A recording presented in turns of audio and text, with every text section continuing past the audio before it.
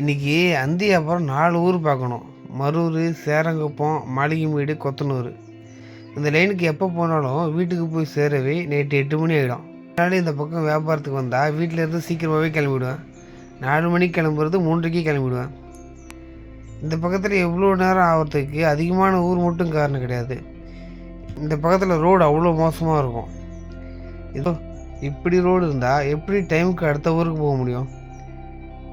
இன்றைக்கி வியாபாரம் பரவாயில்ல, மரூரில் வியாபாரம் அப்படி இப்படி இருந்தாலும் அடுத்தடுத்த ஊரில் நல்லா வியாபாரம் ஆச்சு. இந்த டைமில் அப்பளை கட்டு தான் எவ்வளோ கொண்டு போனாலும் பற்ற மாட்டுது. நிறைய பேர் மாலை போட்டிருக்காங்கல்ல, பூஜைக்கு வாங்குறாங்களா, வேக வேகமாக காலி ஆகிடுது. அதுவும் மரூரில் ஒரு பாட்டி உப்பு மூட்டையாக வாங்கிட்டு 150 ரூபா தான் தருவேன்னு ஒரே பிரச்சனை. ஐயோ பாட்டி, உப்பு மூட்டை 150 ரூபா நீ வாங்கியிருப்ப, இல்லைன்னு சொல்ல, நானே உனக்கு கொடுத்துருப்பேன். ஆனால் இப்போலாம் கிடைக்காது, 200 ரூபாய்க்கு கீழே இல்லை. நீ நியூஸ்லாம் பார்க்க மாட்டியா?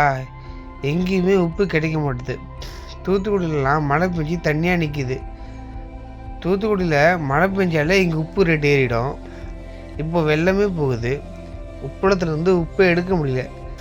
தண்ணி வற்றினா தான் உப்பு தாராளமாக கிடைக்கும், உப்பு விலையும் குறையும். அந்த பாட்டிக்கு சொல்லி புரிய வச்சு 200 ரூபா வாங்கிறதுக்குள்ளே ஐயோ,